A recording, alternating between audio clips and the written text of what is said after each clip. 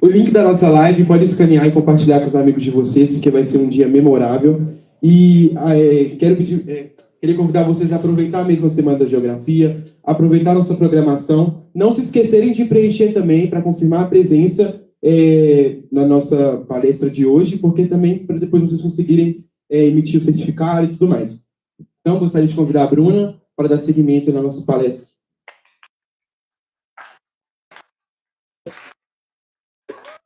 Boa noite, pessoal. Depois do Kaique, assim, eu vou até que me soltar um pouquinho, né, porque falou muito bem. Mas, bom, é com muita alegria que a gente vai dar início à mesa de narrativas climáticas e socioambientais aqui na Semana da Geografia de 2024. Mas antes, eu gostaria de começar agradecendo a professora Lussandra pela oportunidade de mediar essa mesa, porque desde a retomada da Semana da Geografia, nós estamos juntas nessa caminhada, e agora mesmo, após ter concluído a minha jornada aqui na Geografia, estou de volta, porque tem que estar sempre caminhando, sempre na construção.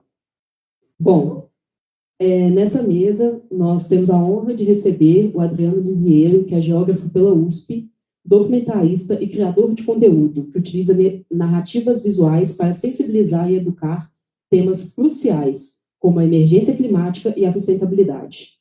À frente do perfil Geopanoramas, que já alcançou mais de 100 mil seguidores nas redes sociais, Adriano nos convida a enxergar as paisagens como as verdadeiras impressões digitais da humanidade. E o seu trabalho vai além das redes. Ele atua como autor e editor para as principais editoras de materiais didáticos do Brasil e é reconhecido pelo Banco Interamericano de Desenvolvimento como um dos autores de inovação educativa na América Latina. E essa trajetória nos inspira a refletir sobre o papel transformador da geografia na construção de um futuro sustentável. Antes de convidar o Adriano para compor a mesa, nós vamos passar um videozinho para que você conheça melhor o nosso convidado. E depois eu vou explicar um pouquinho como vai começar mais detalhes.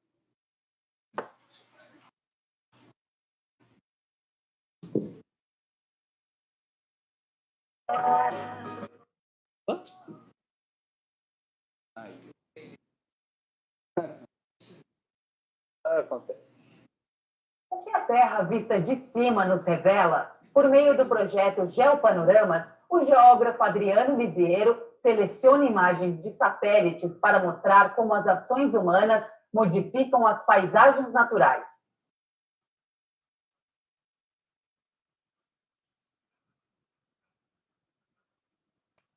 As paisagens de um planeta tão diverso como o nosso revelam muitas informações. O geógrafo paulistano Adriano Lisiero, morador de Santos, litoral sul de São Paulo, se dedica a olhar a Terra de cima, a partir de imagens de satélites, e a observar como as intervenções de 8 milhões de habitantes ao redor do mundo alteram os cenários naturais. Eu quero trazer para as pessoas a mesma sensação que os astronautas sentem quando veem a Terra lá do espaço, porque é algo completamente diferente, tão diferente, que muda a forma das pessoas pensarem. Esse efeito chama efeito overview, ou efeito da visão geral. Então, quando eu retrato as paisagens de muito alto, por meio das imagens de satélite, eu proporciono que as pessoas pensem diferente o mundo e percebam que tudo está interligado. Nosso modo de vida constrói as paisagens do planeta. O que a humanidade faz deixa marcas sobre a superfície da Terra. Podemos criar cenários de igualdade ou de desigualdade, e também somos responsáveis por manter ou não as incríveis belezas que existem aqui.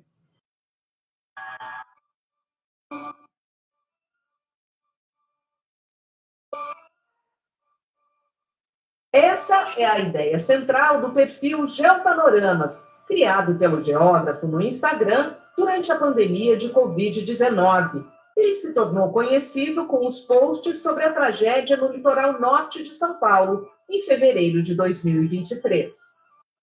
Minha principal mensagem é que não é culpa da chuva. Naquele caso de São Sebastião, no litoral norte de São Paulo, a gente tem uma ocupação turística daquela orla muito grande, por segundas residências, por residências de turistas.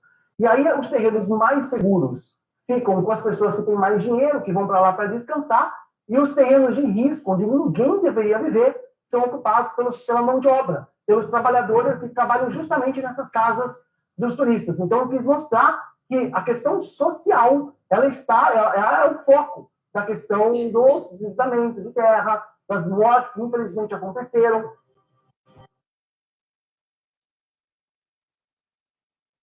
Viagens despertaram a curiosidade sobre as paisagens. O geógrafo morou em várias cidades brasileiras e em Angola, na África. E aí, na pré-adolescência, eu fui morar em Angola, na cidade de Luanda, porque meu pai foi trabalhar lá, e a gente ficou 4 anos, e aquilo foi para mim um divisor de águas na minha vida. Porque eu estava assim, uma outra realidade, embora tenha muita conexão com o Brasil, Angola, mas as paisagens são muito diferentes, as pessoas, a situação da guerra me chocou muito. E aí, para mim, aquilo despertou a minha curiosidade sobre o mundo. E aí, depois, eu fui para a Faculdade de Geografia na USP para entender aquela realidade que eu vi em Angola. O primeiro projeto dele foi o site Geografia Visual. É um blog focado em material didático, que é a área que eu trabalho hoje. Eu trabalho em editora de material didático, como editor, como autor. É um blog que já está há 12 anos na internet, já ganhou muitos prêmios, está no ar ainda, embora não tenha muito tempo de atualizar os conteúdos, mas ele é usado no Brasil inteiro por professores, alunos, é bem conhecido. Adriano Lisiero vai além da seleção de imagens ao apresentar textos que nos ajudam a entender as transformações da paisagem. E existem muitos projetos, muitos fora do Brasil. Eu talvez seja o único projeto no Brasil que trabalha com essa concepção da visão geral, aliado ao pensamento geográfico, mas os projetos, em sua maioria, trabalham com as imagens. Eu trago temas. Então, além de contar a história da paisagem, a história das pessoas que vivem naquele local, e aí que entra um pouco na minha experiência de documentarista, porque eu me contento em ver as coisas do alto, a gente tem que descer para o nível do chão e ouvir as pessoas. Além de fazer isso, eu também conto um pouco de curiosidade sobre os lugares.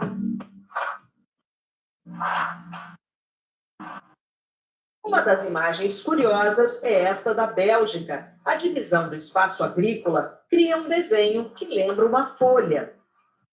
Eu gosto de mostrar paisagens completamente diferentes daquelas que a gente está acostumado no Brasil, no nosso lugar de vivência, porque isso aumenta a nossa percepção da diversidade que existe no mundo. É uma forma diferente de dividir a propriedade rural entre as pessoas, de modo que as propriedades não fiquem desiguais. Por exemplo, uma área muito grande na mão de poucas pessoas, enquanto que a maioria fica sem terra, como acontece no Brasil, inclusive. Dunas também são destaque. É um exemplo maravilhoso da gente mostrar que as paisagens não são fixas, elas mudam. As dunas mudam também com o tempo. O vento leva as dunas para outros lugares, elas se movimentam. Quando a gente tira a vegetação das dunas, essa movimentação aumenta e, porventura, cobre cidades inteiras. Então, essa relação da duna com o ambiente mostra para a gente que a paisagem é dinâmica. O geógrafo que viaja pelo Brasil para alimentar a escrita do livro Somos Paisagem explica por que faz questão de destacar belezas. Eu quero que as pessoas se apaixonem pelo mundo. Eu acho que é isso que falta no mundo, amor. Quando a gente se apaixona pelas paisagens e vê que a Terra é diversa, que existem diferentes modos de viver sobre os lugares, a gente se torna mais curioso e passa a respeitar mais o nosso planeta.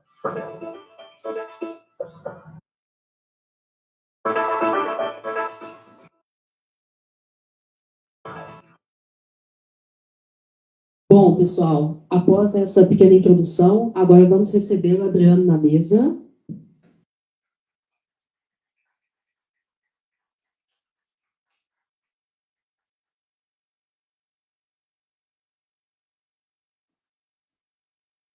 Bom, gente, boa noite. É um prazer estar aqui. Muito obrigado pelo convite ao FMG, ao Departamento de Geografia, em nome da professora Lussandra. Cumprimento todos os professores, pesquisadores dessa importante universidade, onde se formaram pessoas ilustres, inclusive muitos amigos meus, que fazem trabalhos maravilhosos também nas redes sociais. Tem aqui um deles, o Gui, que é produtor de conteúdo, Gui Vilela, também formado aqui. Outros amigos também do Terra Negra. Eu sempre faço questão de falar em todos eles, porque são trabalhos incríveis e que contribuem bastante com a divulgação da geografia como ciência. E eu vou comentar bastante isso com vocês hoje, porque, infelizmente, faltam trabalhos de divulgação da geografia nas redes sociais. E isso é perigoso.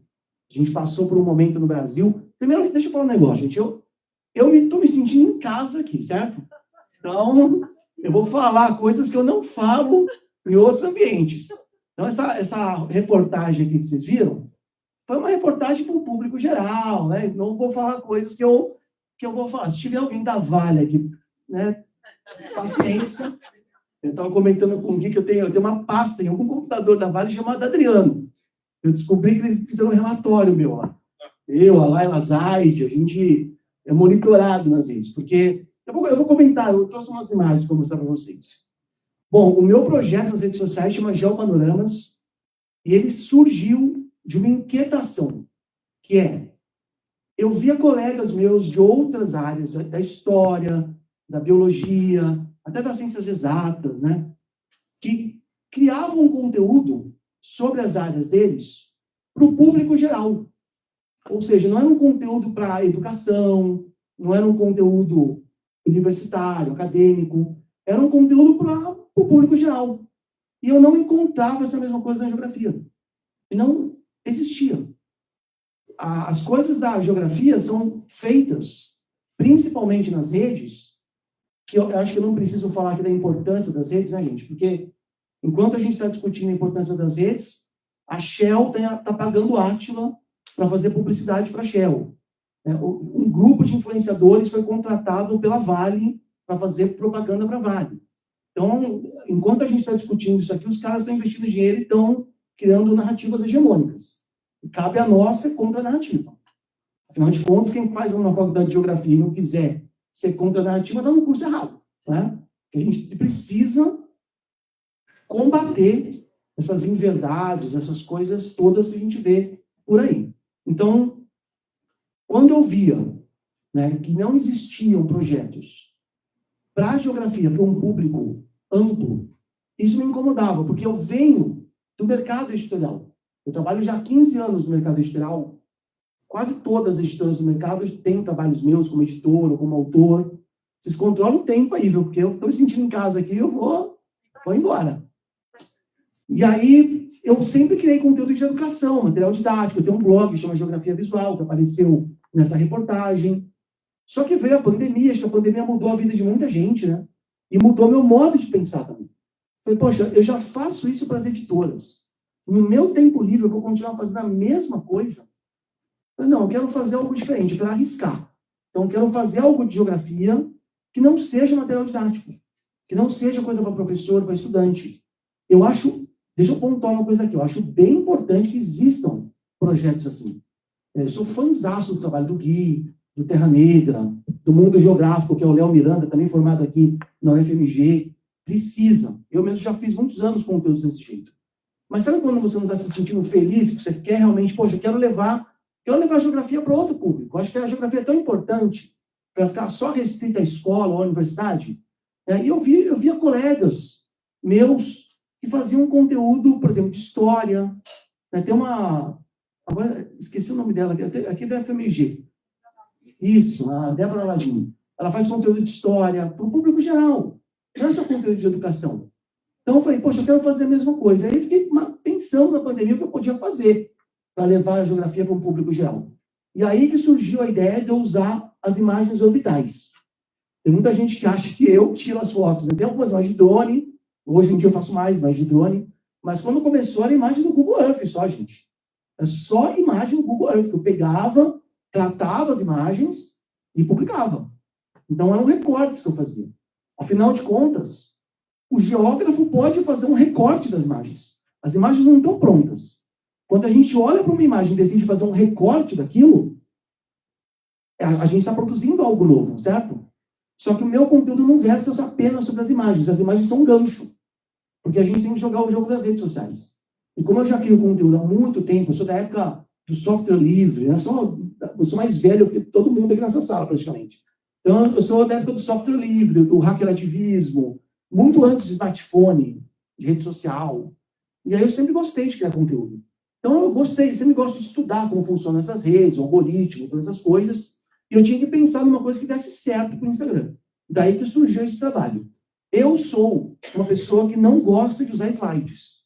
Então, eu não gosto de escrever slide, nada disso. Então, o que eu trouxe aqui são as imagens que eu publico, que vai aparecer para vocês aqui. Vou pedir, vocês têm aqui um... Ah, beleza. Obrigado.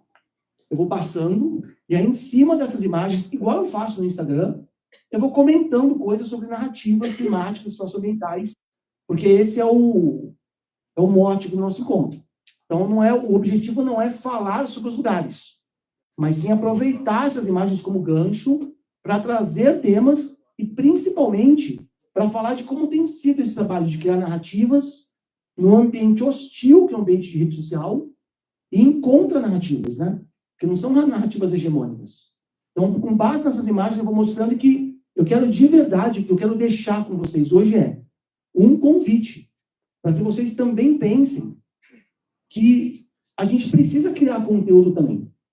Então, quem gosta dessa parte de comunicação, estava falando com o Kaique também, que ele queria ir para a comunicação, mas, poxa, mas na geografia dá para fazer isso, gente. A geografia ensina para a gente algo que é muito difícil, que é aprender a pensar. Os meus professores da USP falavam isso, a gente cobrava, eles, eu quero aprender o Spring, eu quero aprender software de processamento, Quantum GIS.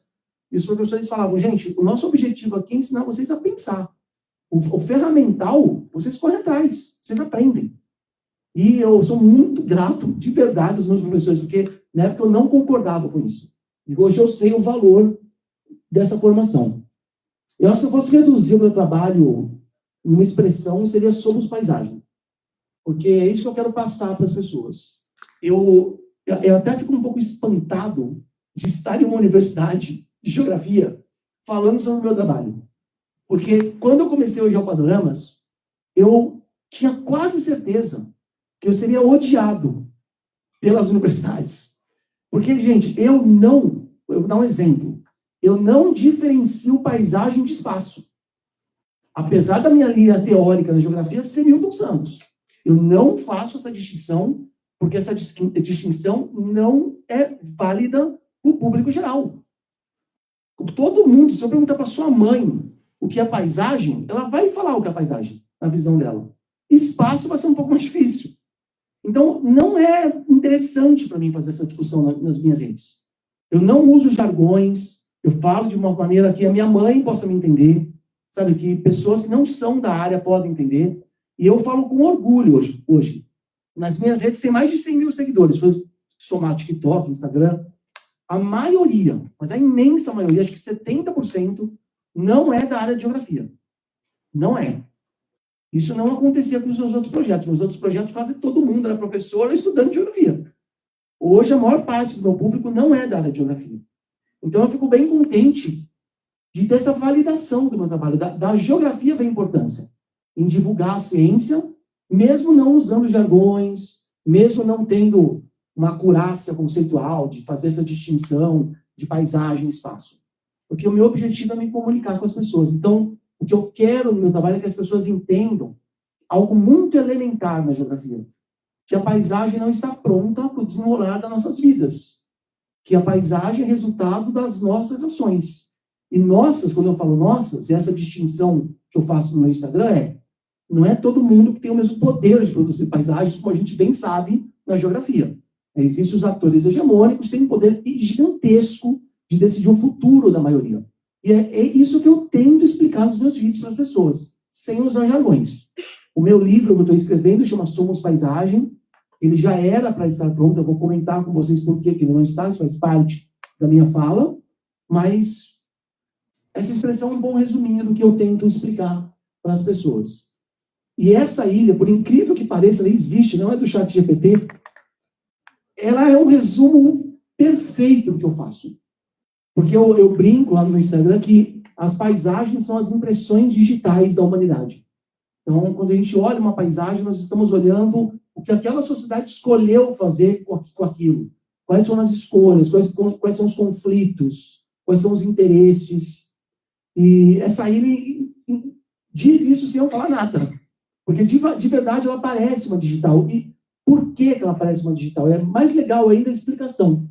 Que essa ilha está abandonada, fica no Mar Adriático, na Croácia, e foram construídos muros com rochas para dividir as propriedades e proteger as plantações do vento. E aí, a soma de todas essas formas se apresenta dessa forma quando a gente olha do alto, quando a gente pega a imagem orbital. Essa imagem é do Google Earth, gente. Para quem não sabe como é que eu pego as imagens, muita gente pergunta isso, eu uso o Google Earth Pro. Não sei se vocês sabem que existe um software do Google Earth que você pode baixar as imagens em alta resolução. E vocês podem usar para divulgação científica, eu uso no nível didático também.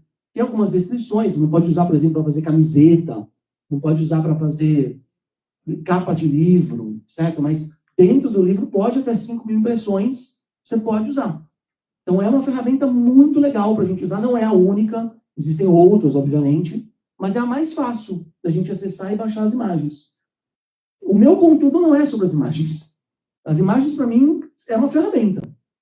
Porque eu comecei a fazer vídeo, eu uso as imagens como gancho para trazer temas. Então, essa imagem é muito boa para resumir. Eu gosto muito agora de falar sobre isso aqui, gente, porque tem um perfil no Instagram chamado Daily Overview, é dos Estados Unidos. Foi uma das inspirações para fazer o que eu faço hoje. Então, basicamente, o cara pega a imagem lá da Maxar, principalmente, que é a fornecedora dele, acho, e descreve a paisagem, sabe? A gente está cansado de ver isso, né? A gente descrevendo os lugares, como se isso fosse geografia. Tem, inclusive, essa crítica na geografia, né?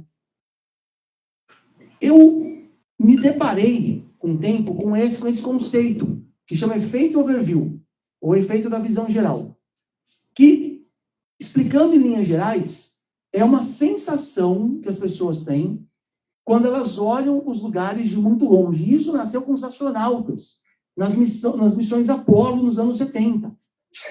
Por quê? Porque a primeira vez que os caras foram para o espaço e olharam o planeta Terra de muito longe, em sua totalidade, lá distante, como se fosse uma bolinha de gude, naquela época não tinha imagens de alta resolução como a gente tem hoje, coloridas. A primeira vez que eles tiveram essa experiência, eles descreveram essa experiência como algo que mudava a forma deles pensarem. E eu acredito de verdade. Porque é assustador, né, gente? Você olhar tudo que você conhece, suas desilusões, seus amores, tudo que você imagina como que existe na realidade material, como uma bolinha de gude perdida no espaço. Isso é assustador. Eu acho que muda muito a maneira como a gente enxerga as coisas. Mas aí a crítica que eu faço, eu só posso fazer essa crítica aqui, né, porque eu não vou fazer para o público geral, a gente tem que medir também o que a gente pode e o que a gente não pode falar para não perder o público, né? Esse efeito overview não basta, nem de longe basta, para mudar a forma como a gente compreende o mundo.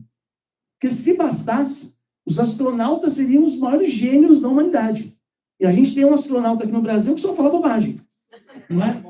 Vocês sabem de quem que eu estou falando.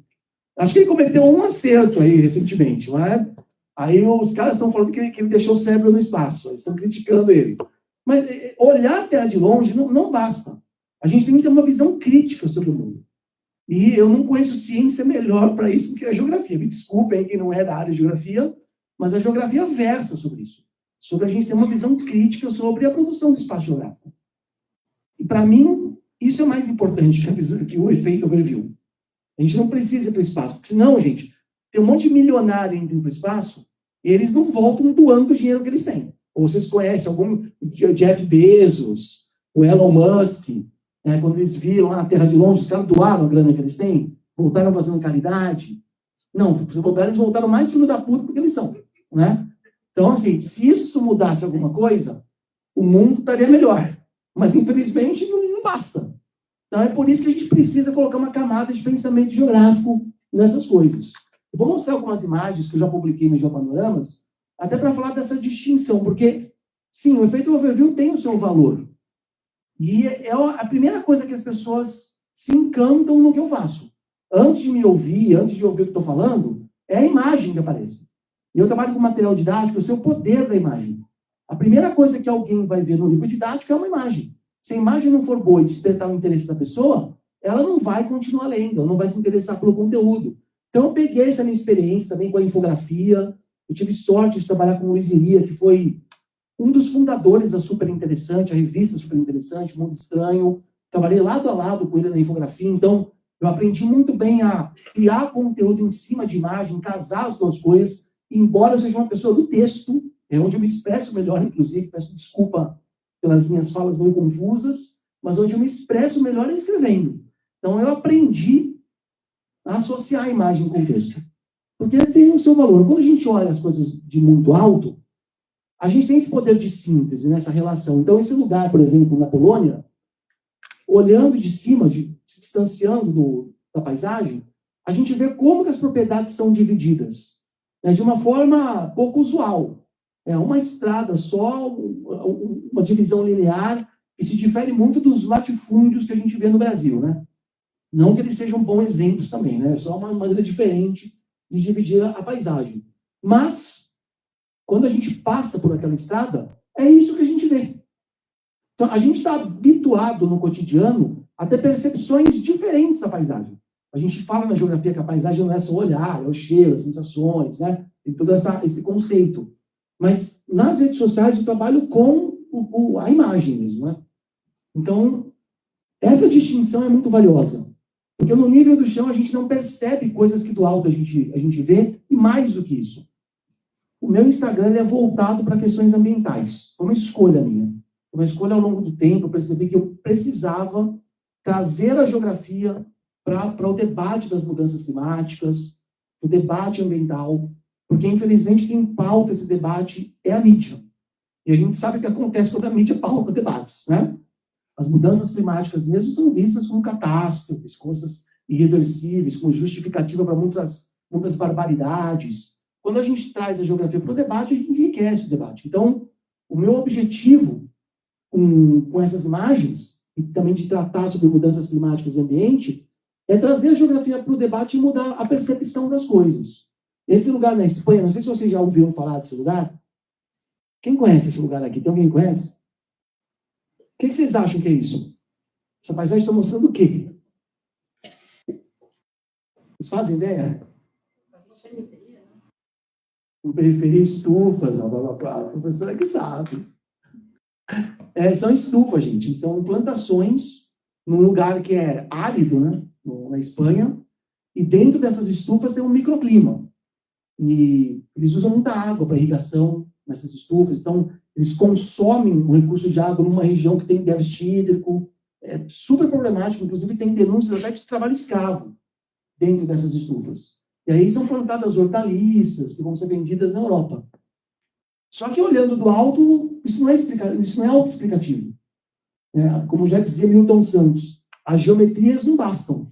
A gente precisa ir para além das geometrias e abordar as geografias, fazer a análise geográfica. Do nível do chão é isso aqui, a paisagem é isso aqui. Não é muito chocante. Claro que a gente vê só plástico, né, que essas estufas são todas de plástico. Imagina a poluição que isso gera. Não sei para onde vão depois que são descartadas. Até a geração de microplástico, não sei, não estudei sobre esse caso. Mas, passando no nível do chão, talvez a gente não se surpreenda. Eu falo bastante no Geopanoramas que é muito comum a gente passar por áreas de mineração. Vocês devem passar por várias aqui em Minas Gerais. E você passa por elas e não sabe que ali tem uma cratera gigantesca. Porque eles plantam uma linha de árvores. Eles usam, acho que até aquela mesma estratégia daquela linha de vento nas plantações, né? Eles plantam um monte de árvore para proteger do vento. Então, eles plantam as árvores para a gente não ver o que está lá atrás. Isso é muito comum. Eu acabei de voltar lá de Barcarena, no Pará. Eles fazem muito isso. Eu passei por crateras gigantescas, bacias de rejeitos gigantescas. Do nível do chão não dá para ver o que é, porque eles escondem. Nas cidades, os muros escondem realidades da gente. Quantos muros existem que foram feitos para tapar a favela? Muitos. Só que do alto a gente consegue revelar as contradições. É por isso também que eu escolhi usar esse tipo de linguagem visual. Essa ilha, não sei se vocês já ouviram falar dessa ilha, que fica na Colômbia, é um dos lugares com maior densidade demográfica do mundo. Ela tem o tamanho de um campo de futebol e nela vivem 1.250 pessoas. Não tem curso d'água, está no meio do Caribe, então é tudo água salgada. Não tem água doce, não tem curso d'água, ele é muito pequena, plana, e a energia gerada é por painel fotovoltaico, né? Energia solar. A água vem de navio do continente, de Cartagena para a ilha. E aí eu gosto de mostrar essa ilha, e até como uma alegoria, para dizer o seguinte: os recursos dessa ilha são muito limitados. Você imagina, as pessoas vivendo de uma forma apertada, tendo que consumir água de um jeito eficiente, porque não pode gastar água de qualquer maneira, porque a água vem de navio, água doce, não tem dessalinização aqui, não existe, o esgoto não é tratado, então também tem esse problema. É uma comunidade de pescadores, eles dependem dos recursos, né, da natureza. Eu não gosto de usar a expressão recursos naturais, eles usam sem querer. E é aquele negócio, né, gente? Viver aqui deve ser muito limitante. E aí, quando eu apresento os conteúdos lá no Instagram ou nas minhas palestras para o público geral, eu faço a comparação do que é viver nessa ilha e o que é viver no planeta Terra. Porque o planeta Terra tem a mesma quantidade de água. Não tem mais ou menos água. A gente tem que gerir o recurso de forma inteligente. Né? A água, a natureza. A gente precisa pensar em como a gente gera energia e não pode desperdiçar essa energia. Então, há um paralelo entre aprender a viver no espaço de ilha, que é limitante, e pensar também na maneira como a gente tem consumido a natureza para desenvolver o modo de vida que a gente tem hoje. Né? Principalmente as pessoas, os agentes hegemônicos do mundo, que consomem a natureza como se fosse realmente um recurso, algo deles. Né? Então eu faço esse paralelo e as pessoas conseguem entender, né, o que é a tal sustentabilidade que falam, né? Que vai muito além das decisões individuais. E aí eu estou num nicho que é um nicho de sustentabilidade, em que todo mundo fala sobre escolher a esponja da cozinha que não seja de plástico, escovar os dentes com escova de bambu. Eu cometo vários erros, gente. A minha esponja da cozinha, por exemplo, hoje que está lá, não é natural, é de plástico. Eu, muitas vezes, não consigo reciclar tudo.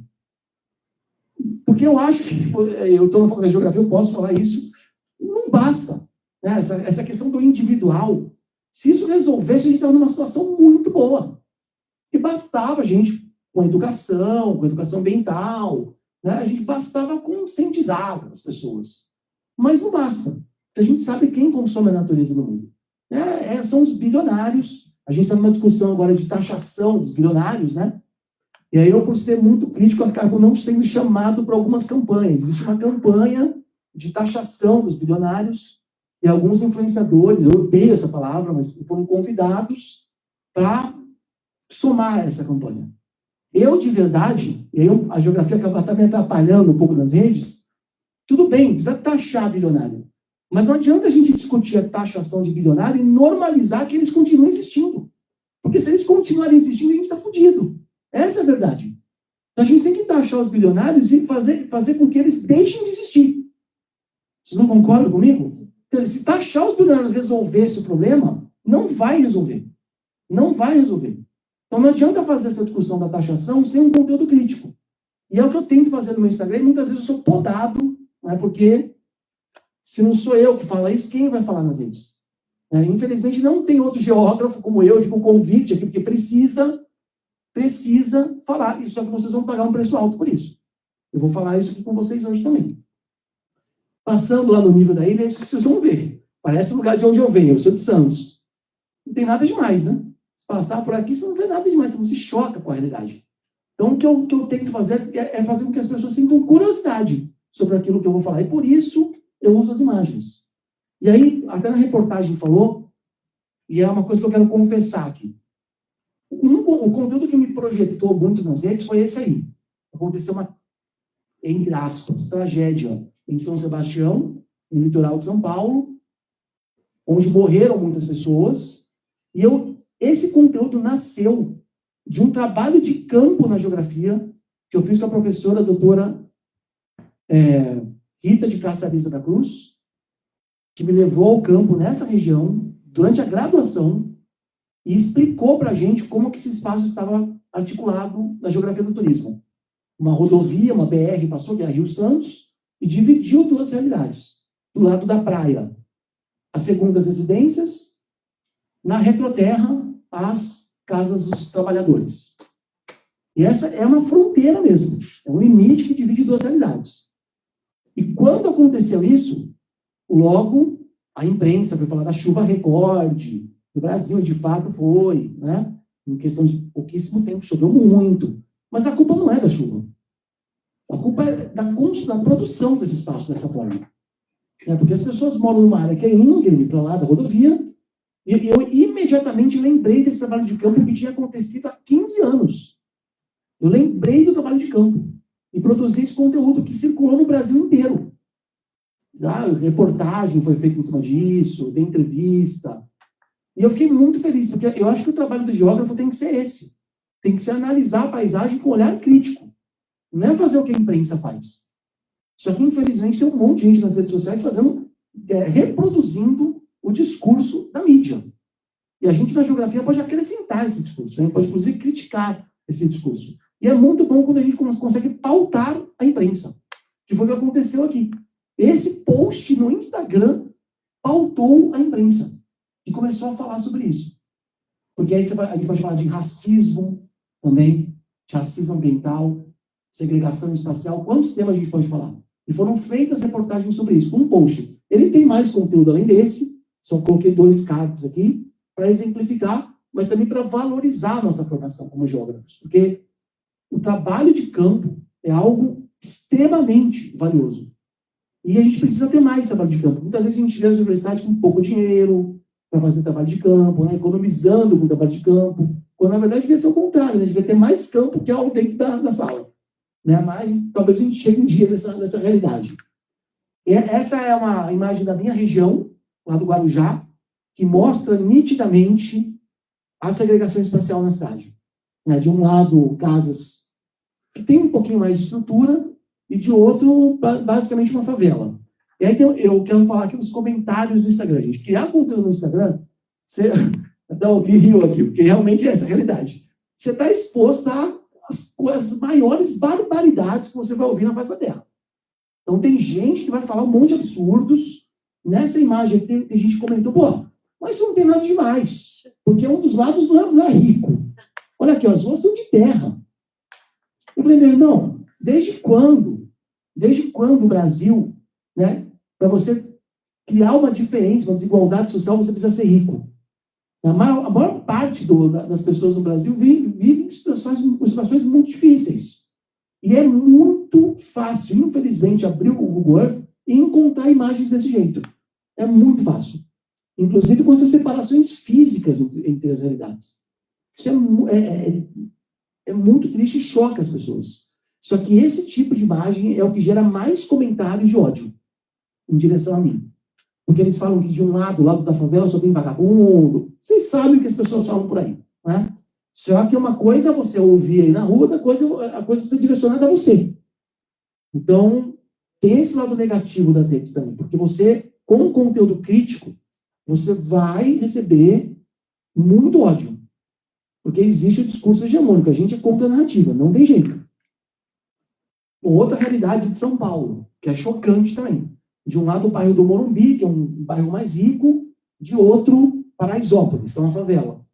E aí a diferença de densidade das casas, de uso do solo urbano, de arborização. E aí vocês imaginam os comentários desse post. Muita gente falando que a área da favela não tem árvore porque as pessoas não querem. É simples. É simples resolver. Então, é complicado, gente. A gente, ao mesmo tempo que é difícil ler esses comentários, eu acho também que é necessário. Porque muitas vezes dentro da universidade, a gente fica desconectado desse tipo de pensamento. E a gente precisa saber responder isso. Então, é um exercício de paciência mesmo, sabe? De responder, de pensar, legal, as pessoas estão comentando isso, então que tipo de conteúdo eu posso fazer para tentar entrar nesse argumento, para tentar responder, sem usar jargão, sem teorizar. Então, é difícil, mas é necessário passar por isso.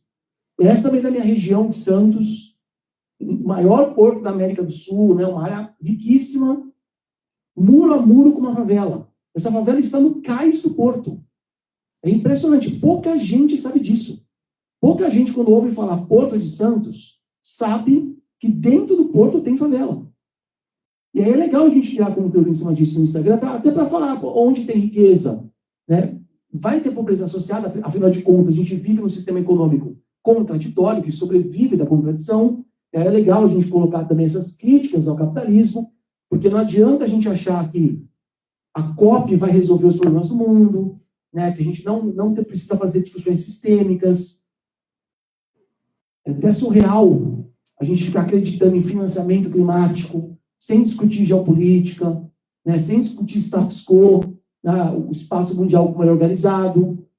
Esse é o papel do geógrafo na comunicação. Então é isso que eu tento fazer. É claro que eu não consigo fazer tudo, mas eu tento plantar uma sementinha. Essa imagem, não sei se vocês já viram ela rodou o mundo inteiro. Sem brincadeira. Eu vou dar um exemplo para vocês. Eu estava em Manaus no ano passado, no TED Amazônia, fui convidado para assistir, e aí eu estava lá assistindo, então, um cara da National Geographic. Obviamente, na National Geographic não tem geógrafos, né? Então, um cara foi na National Geographic, não era geógrafo, ele estava lá apresentando a palestra dele em inglês e publicou essa imagem. Eu nunca tinha visto essa imagem antes. Fui eu que fiz o recorte. Que eu faço muito isso. Às vezes eu estou lá tomando uma cervejinha em casa, estou navegando no Google Earth. Eu sei que eu tenho problemas. Aí eu fico assim, meu passatempo, meu videogame é o Google Earth. Aí eu fico lá em casa, eu comprei um projetor, para ficar enorme na parede, para olhar com mais detalhes. Porque aí um dia, eu estava lá navegando por Manaus, que eu acho muito interessante, né? A forma como a cidade foi construída, Berta Becker, que a gente estudou na graduação. Aí estava lá navegando e encontrei isso aqui. No limite da cidade, uma reserva chamada Adolfo Duque, dentro aqui nessa área, dentro da área verde, aqui tem uma casinha, é o Museu da Amazônia. Não sei se você já conhece. O Biden esteve lá esses dias, inclusive, nesse lugar. E eu fiz esse recorte e publiquei e logo viralizou. Viralizou, pautou a imprensa. E eu acho muito engraçado que o G1, o Biden foi recentemente para esse lugar, aí o G1 pegou essa imagem e colocou lá, fotografia, Adriano Lisiero. Cara, não fui eu que tirei a fotografia, isso não é imagem de drone, é imagem de satélite. Eu dou o crédito para os satélites, tudo. Mas, aí tem essa discussão que eu quero fazer com vocês. Isso é autoria? Essa imagem, eu posso atribuir a mim como autor da imagem? Eu vou defender o meu lado, tá? As imagens existem, são realidades aí. Os satélites estão sobrevoando o mundo. Mas a partir do momento que você tem um olhar crítico de fazer um recorte para mostrar alguma coisa, isso expressa a visão de mundo. Isso sim é autoria. Tanto é autoria que no começo do ano a Airbus mandou mensagem para mim, quando aconteceu aqueles eventos no Rio Grande do Sul, falou, Adriano, foi uma geógrafa que trabalha na Airbus, inclusive, olha, o que você precisar de imagem, a gente manda para vocês. Porque o que ela falou para mim, a gente tem dificuldade de fazer com que as pessoas valorizem o nosso trabalho. Porque a gente fornece insumo para um monte de empresa, né, vende tudo, só que a população não sabe o que a gente faz. E você consegue mostrar isso muito bem nas redes sociais. Então, vejam, é autoria, é um trabalho possível para o geógrafo. E é um trabalho de comunicação. Eu sou defensor da comunicação, precisa ter uma cadeira em todas as universidades. Todas as faculdades deviam ter pelo menos uma disciplina de comunicação para a gente aprender a como comunicar a ciência que a gente faz. Porque sem isso fica difícil. Que horas são, gente? Já passou meu tempo? Falta 5. Tá, beleza. Já está indo para o fim. Esse lugar aí é o Rio Grande do Sul, né? Porto Alegre. E aí eu antes e depois vou mostrar para vocês. Essa imagem aqui da Airbus. Eles me ajudaram, né, na época, a pegar imagens durante o fato. E isso é muito bom, porque o assunto está quente. As pessoas querem discutir. Então, meus conteúdos que viralizam nas redes foi porque eu fui rápido. E coloquei uma camada crítica ao conteúdo. Eu não reproduzi o que a mídia está falando. Então, aqui eu faço a discussão das mudanças climáticas. Porque na geografia a gente estuda as escalas do clima, né? E esse debate a gente não vem conteúdo sobre crise climática. Parece que o funcionamento do clima do planeta, a mesma explicação dessa escala do clima, a gente pode aplicar no microclima da nossa rua, do nosso bairro, sendo que, se você pegar o que Porto Alegre se transformou nas últimas décadas, quantas árvores foram tiradas da cidade, quanta área foi impermeabilizada. Então, essa discussão precisa estar em conjunto com a discussão do macroclima, da escala do clima mundial. Não adianta a gente só fazer esse recorte tá tudo perdido, o mundo vai acabar. Tem muita gente que eu vi essa discussão nas redes sociais esses dias, que o mundo vai acabar. Não sei se foi a Ailton Krenak que falou isso. O mundo vai acabar, mas na verdade a gente não tem que pensar assim, porque senão as coisas estão perdidas, né? Aí é muito fácil, a gente larga a mão. Eu tenho uma visão um pouco diferente, porque na minha concepção, o mundo já acabou para muita gente. Quantos povos indígenas foram dizimados? Quantas outras formas de vida o mundo acabou? O mundo e planeta não são sinônimos. O planeta vai continuar existindo, mas o mundo é um conceito social. E ele já acabou para muita gente, inclusive. Não é? Então, infelizmente, a gente vive nessa realidade, mas não adianta também a gente pegar só esse recorte da imprensa e não fazer essa discussão das nossas cidades, dos nossos bairros. A gente está vivendo num contexto onde a imensa maioria vive em cidades. Então, a gente precisa trazer essa discussão para as políticas públicas. É o que eu tento fazer. Esse conteúdo que eu vou mostrar para vocês foi durante a pandemia. Esse é o maior cemitério de Manaus, que durante a pandemia foi isso que aconteceu. Covas rasas sendo criadas, assustador. Eu que fiz esse recorte. Isso circulou no Brasil todo. O Lula recompartilhou na época, eu quase perdi a minha conta. Quase. Porque todos os bolsonaristas vão para cima de mim. Porque, gente, o poder a paisagem é um recurso maravilhoso para criar narrativa.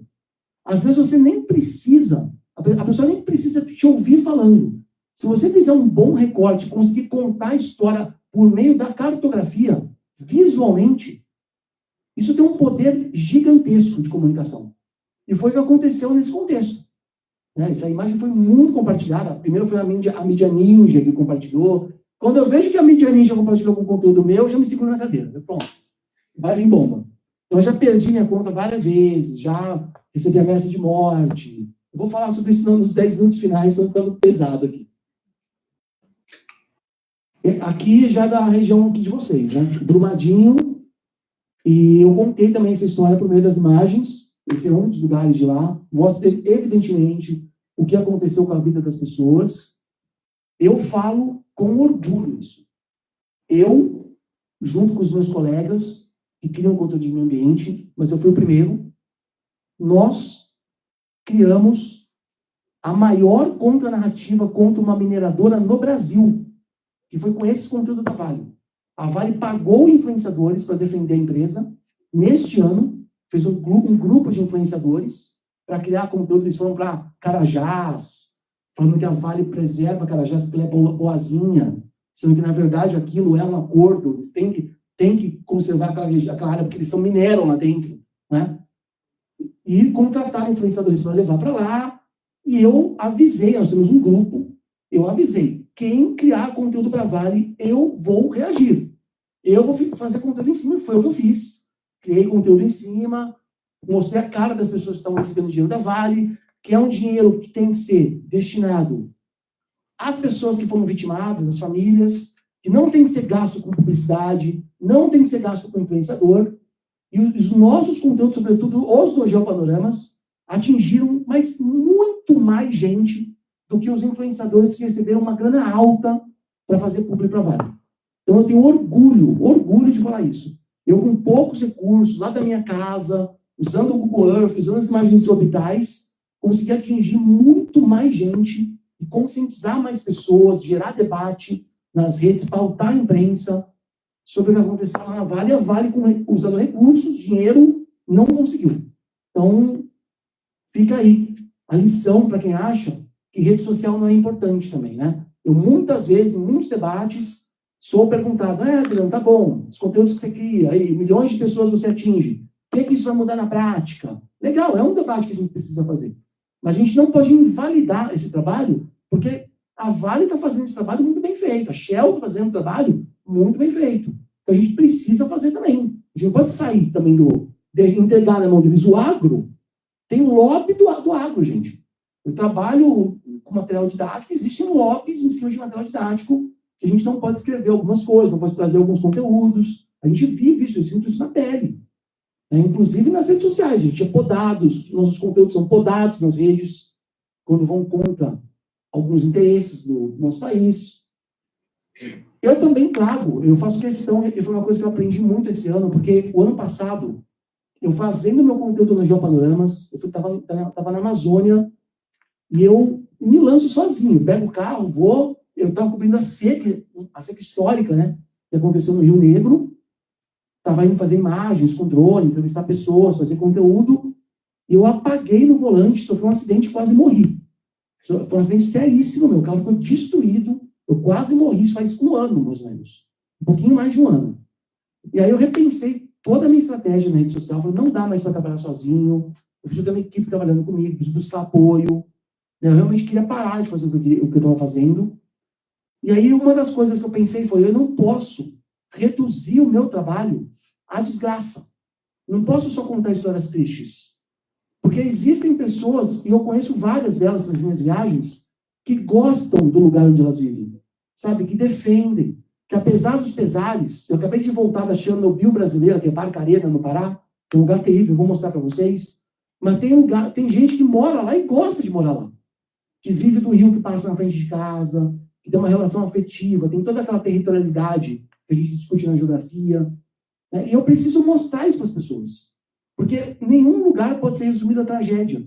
Eu fui para Brumadinho ano passado, eu conheci no meio lá da lama, um lugar que ficou a salvo da lama, um assentamento de reforma agrária chamado Pastorinhas, em que eles produzem verdura. É maravilhoso, gente.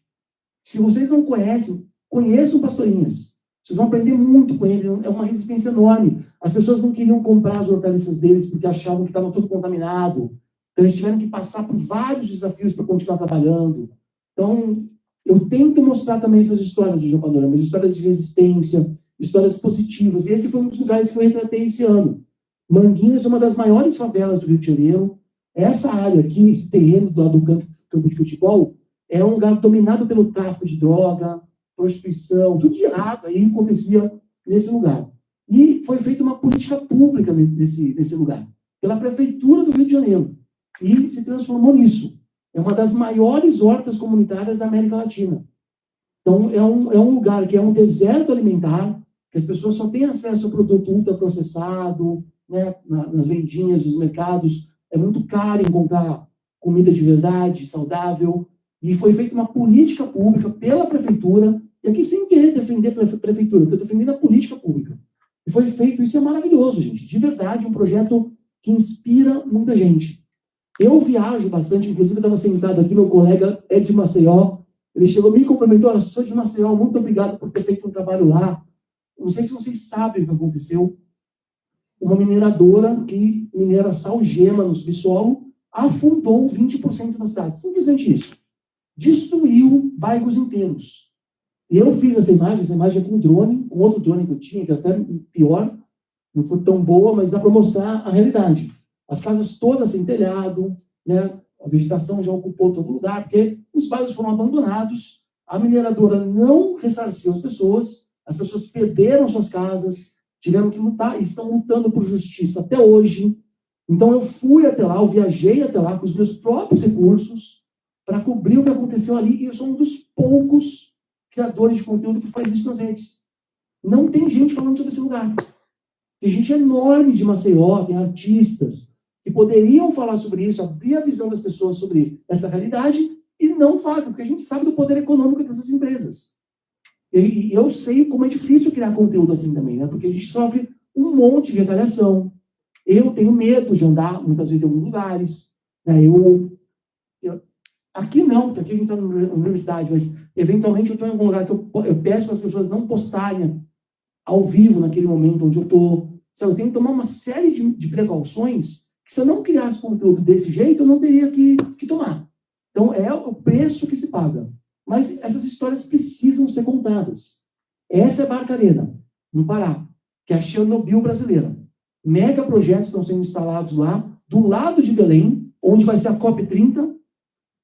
E por que Chernobyl? Porque nesse lugar tem uma das maiores mineradoras de alumínio do mundo. E para minerar o alumínio, para transformar a bauxita em alumínio, a gente precisa de muita energia elétrica. É um dos maiores consumidores de energia elétrica do Brasil. Eles usam energia de Tucuruí, que é uma hidrelétrica, mas eles estão construindo lá usina de gás fóssil. Ou seja, a gente vai produzir alumínio no Brasil com combustível fóssil. É bizarro. E o gás fóssil no Brasil, não é verdade que ele é um tipo de energia que a gente só aciona em escassez hídrica. Isso tem se tornado uma mentira. O gás tem se tornado, inclusive nos discursos e nas políticas públicas, energia de base no Brasil. Tanto é que agora tem uma lei das eólicas no mar, que colocaram como jabuti na lei o incentivo a carvão e gás fóssil, que chama de gás natural para enganar as pessoas, porque ele é natural, mas ele é um combustível fóssil. Então tem que chamar pelo nome. Essa realidade foi o que encontrei em Barcarena.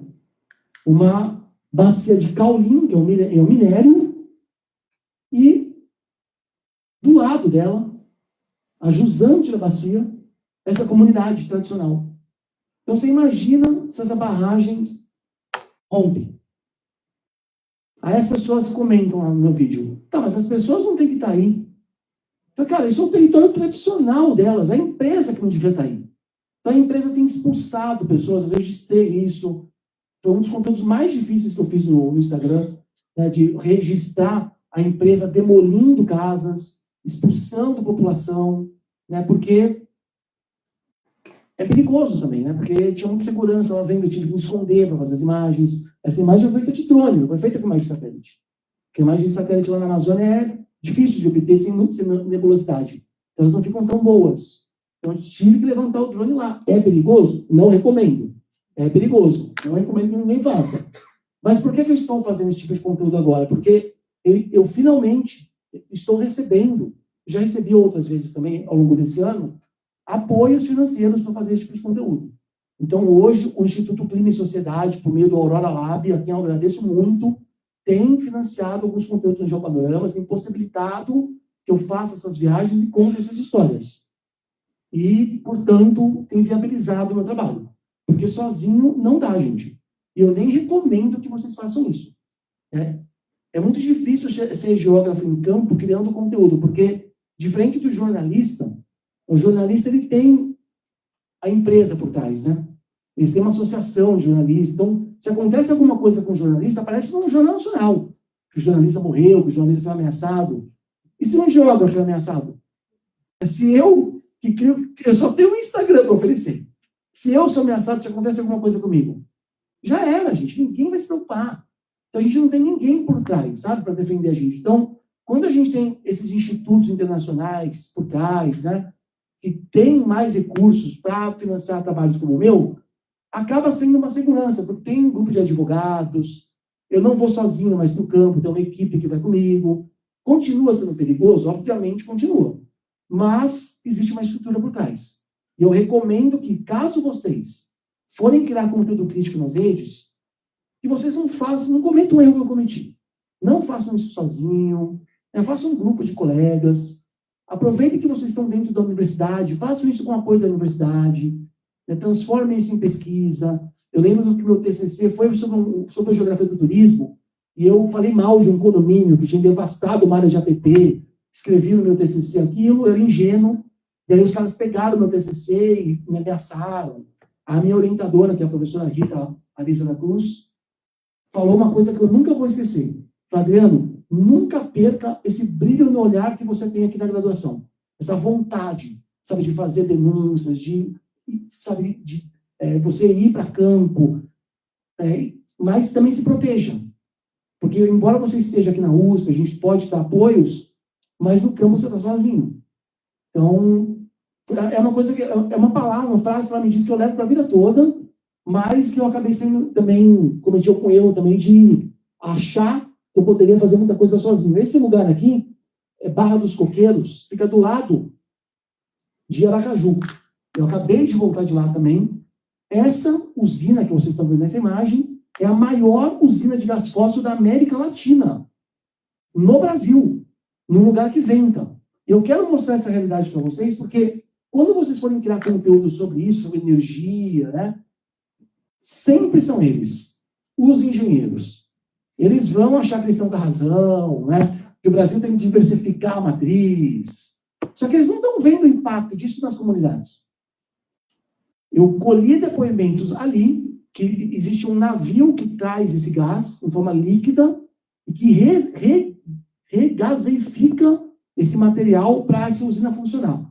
E esse navio fica atracado o tempo todo no mar, que é a melhor área de pesca dessas comunidades que são pescadores. Eles não podem mais pescar ali, porque passaram um cano de gás, eles pescam camarão por arrasto, a rede enrosca, eles perdem a rede, e nem se eles quisessem pescar. Eles são proibidos de pescar. Num raio de 500 metros do navio, que é a melhor área de pesca deles, eles perderam o território de pesca deles. Isso os engenheiros não estudam. Então, com que autoridade ele vem falar para mim que o Brasil tem que diversificar a matriz sem considerar os impactos sobre a sociedade, sem estudar isso? Então, é outra coisa que a gente tem que lidar nas redes também. Essa área aqui é uma área de manguezal, onde eles estão passando o linhão de transmissão daquela usina. Se vai um pescador e tira um galho do mangue, ele é preso, que é uma área de APP. Só que passar linhão de transmissão para gás fóssil pode. Prioridades, né, gente? Tem alguém querendo conteúdo sobre isso nas redes? Não tem. As pessoas em Aracaju não sabiam disso. Eu recebi comentários no meu vídeo de estudantes de geografia lá da Federal, falando, Adriano, a gente faz campo para lá. Eu não sabia disso. A gente não tinha conhecimento da gravidade do problema. Então é legal quando a gente começa também a incentivar esses debates, né? Um videozinho nas redes. Esse, para finalizar aqui a minha fala, né, gente? Eu acabei de voltar de Belém, e aí eu conheci esse território, que é um território tradicional, de ribeirinhos, muito bonito. Eu tento trazer também paisagens bonitas, lugares que possam inspirar a gente a construir outras realidades, porque, como eu falei, não adianta só documentar tragédia, problema. As pessoas precisam ter esperança também. As pessoas entram na rede social para ver paisagens bonitas, para se entreter. A gente não pode perder isso de vista. E a geografia pode oferecer isso às pessoas. A geografia pode mostrar, como eu falei na reportagem, um viés de amor mesmo. Um viés de valorizar as pessoas, as formas de vida, as paisagens, essa relação que a gente tem com o lugar de vivência. Então, por isso que eu mostro imagens bonitas, assim como Maragogi, que é um lugar lindo também, olhando do alto. E para finalizar minha fala, eu quero deixar esse coraçãozinho com vocês, que é uma ilha que existe de verdade na Croácia. A Croácia tem várias ilhas com formatos estranhos. Recomendo que vocês bebam uma cervejinha um dia e naveguem no Google Earth para a Croácia, para vocês descobrirem ilhas. E, para quem não me segue, esse é o meu Instagram. Muito obrigado, estou à disposição das perguntas de vocês.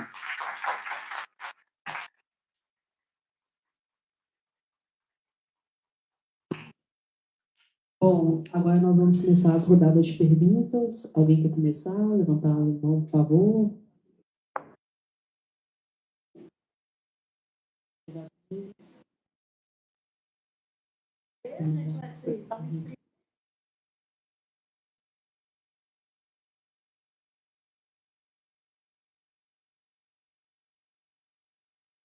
Olá, boa noite, pessoal. Boa noite, Adriano. Obrigado pela fala. E parabéns pelo trabalho, né, claro. Eu fiquei instigado com uma questão recentemente, né? Eu sou aqui do Parque Tecnológico, aqui, que foi fundado pela UFMG também, Prefeitura, Estado, enfim. É um ambiente um pouco hostil, né, para quem vem da geografia, que eu sou egresso aqui da casa e tudo. Então, assim, é um prazer enorme te ouvir. E eu estou fazendo um trabalho nas escolas também, com divulgação científica e tudo. E, recentemente, eu retomei um vídeo, que é da época que eu estudava aqui na casa, né?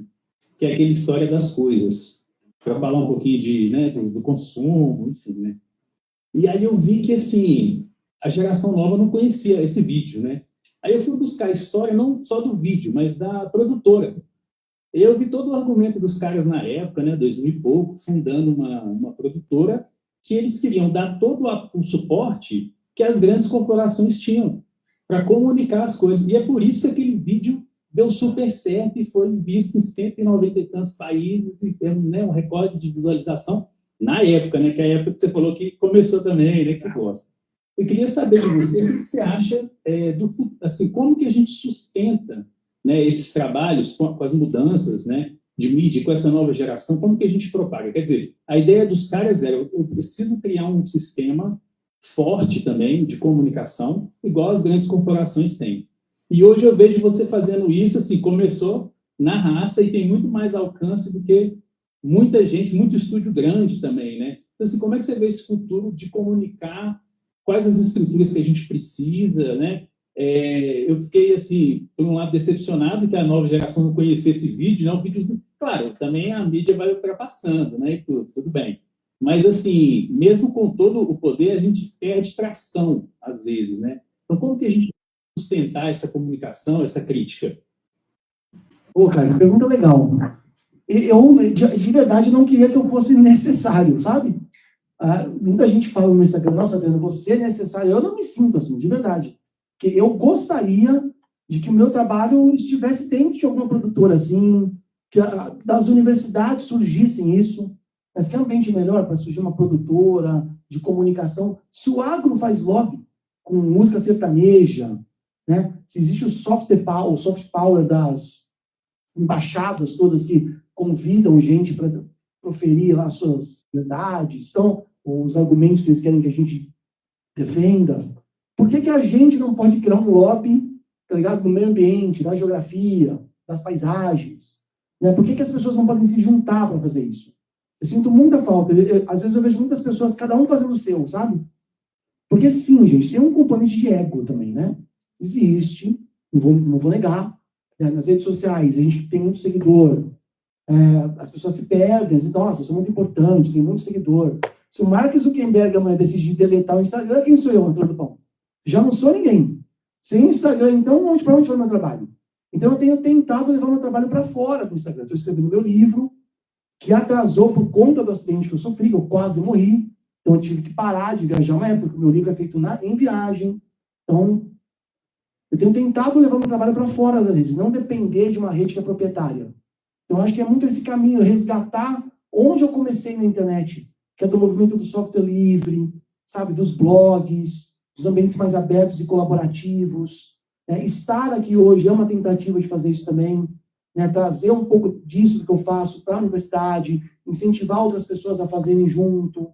Né? Eu, infelizmente, hoje eu não tenho recurso para contratar pessoas, mas sempre que eu tenho, eu sempre contrato. Eu acabei de contratar uma moça agora que mora na mesma cidade que eu, que é formada em geografia na Unicamp. Eu quero fazer um roteiro sobre carro elétrico. Eu já fiz um vídeo sobre isso, porque o nicho de sustentabilidade diz que o carro elétrico é a alternativa para o mundo. Né? E eu já fiz um primeiro vídeo para falar que não, sobre o viés do solo urbano, da gestão do território urbano, e eu quero fazer agora sobre o lítio, sobre as baterias. E ela fez uma pesquisa sobre o lítio.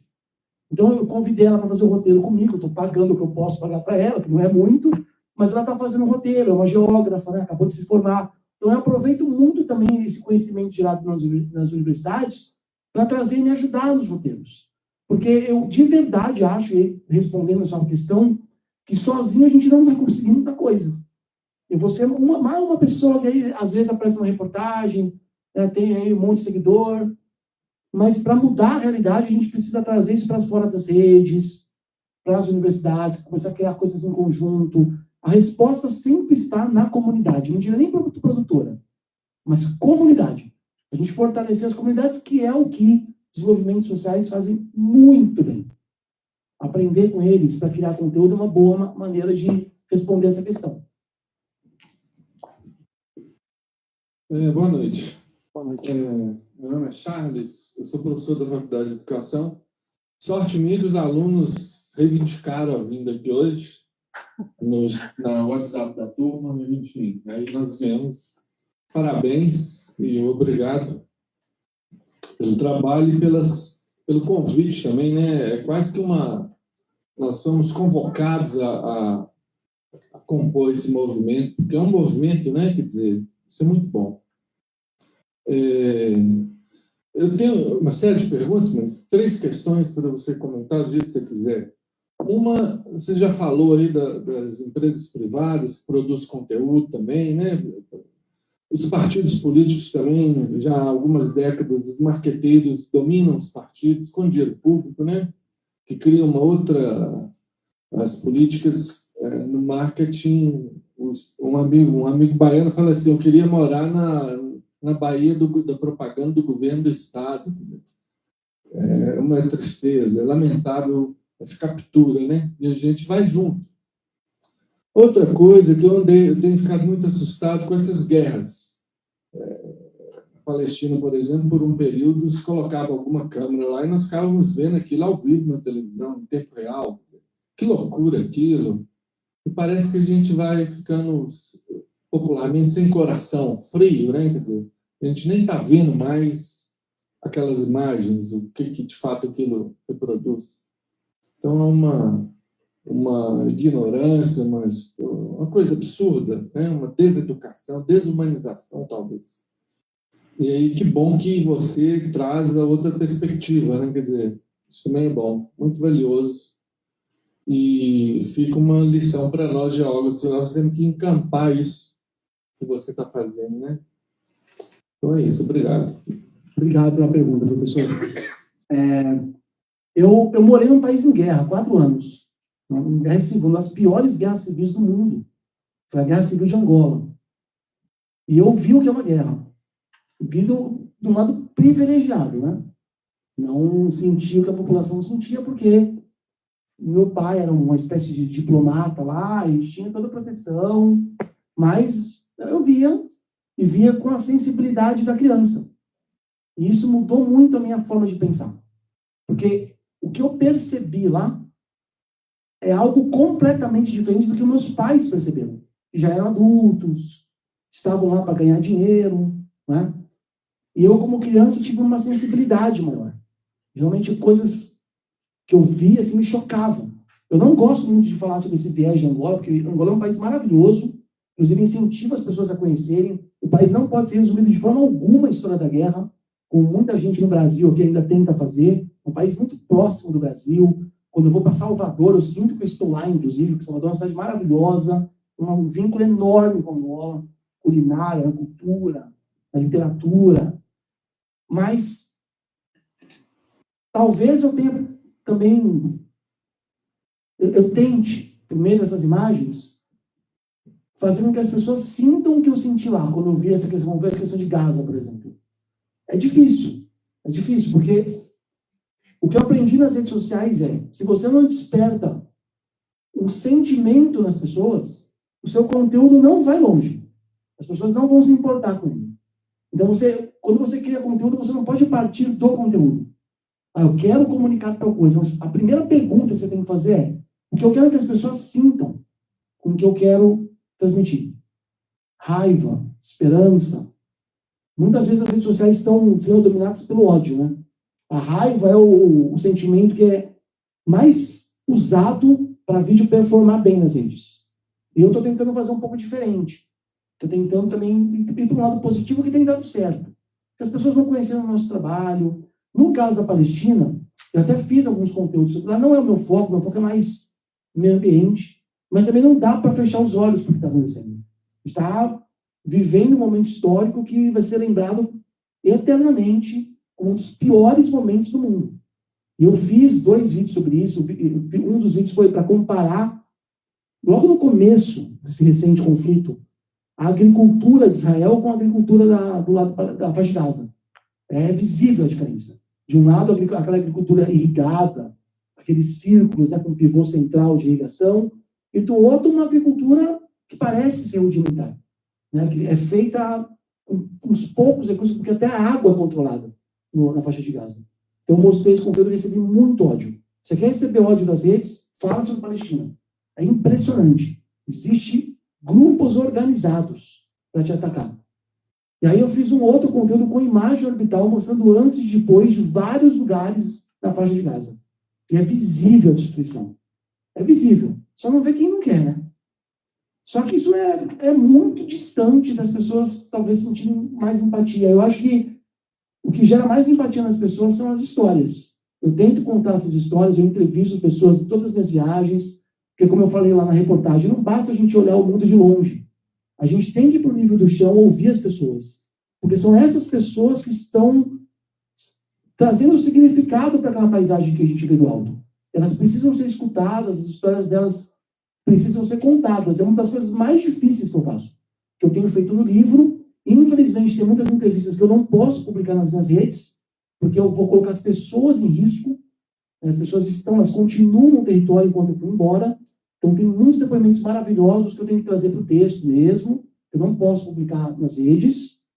E uma outra questão que você colocou é essa questão dos partidos políticos, né?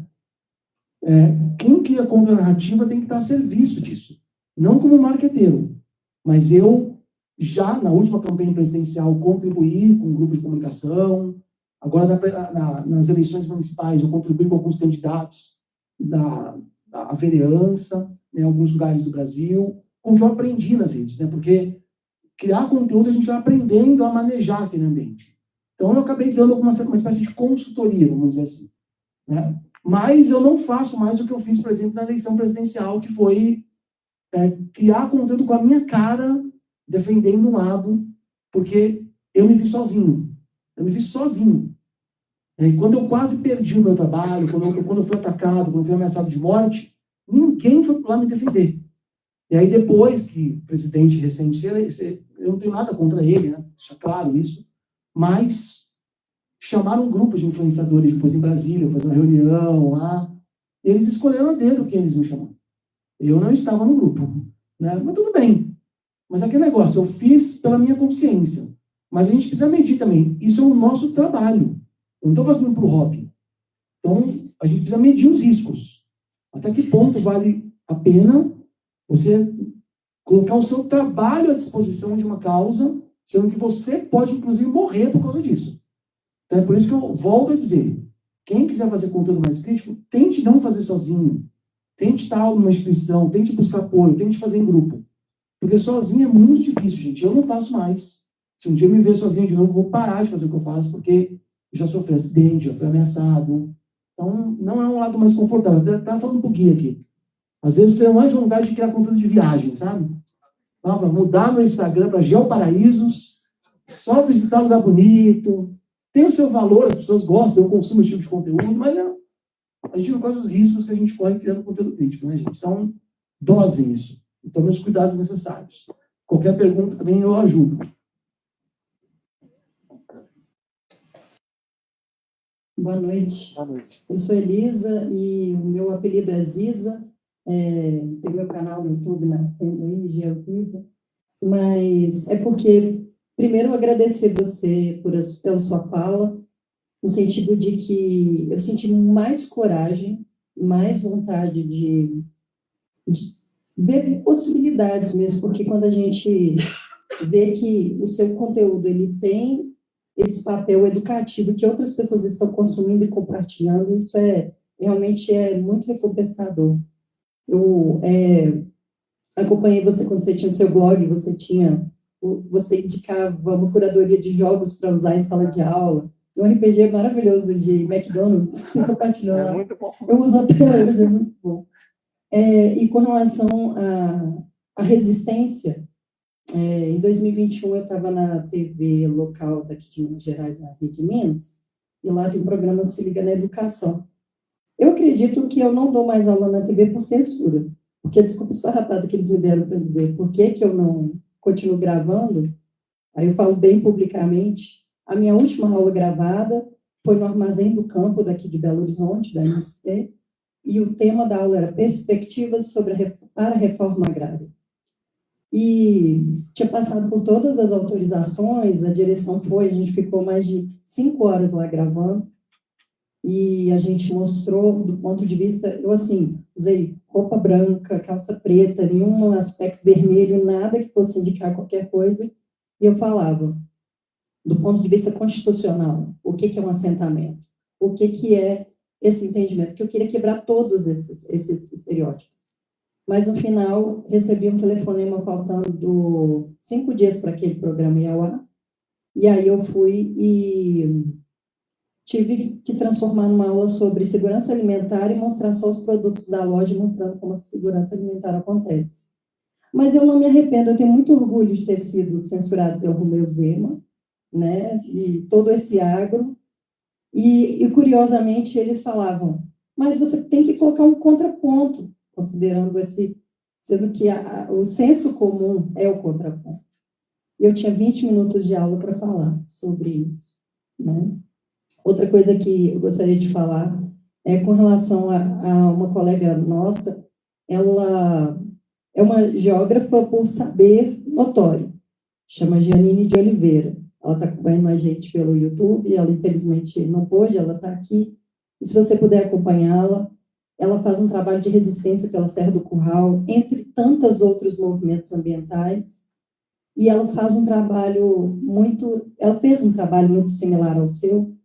Eu falo saber notório, pois ela não procura ter uma graduação, porém, ela sabe de geoprocessamento, ela foi usando Strava, mapeou onde estavam as cavas que estavam próximas da ocupação não, desculpa, do quilombo Manso.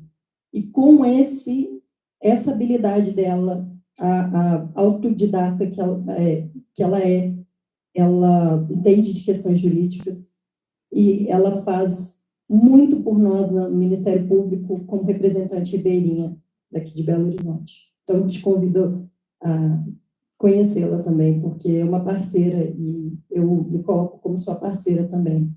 E uma última coisa que eu lembrei, eu até usei, eu te mandei mensagem na época, quando você falou sobre o norte de São Paulo, e eu utilizei na aula da televisão, te citei, tal, que a gente falou sobre o recorte do meio ambiente contextualizado para além de uma generalização de escalas de aquecimento global. Muito obrigada, viu?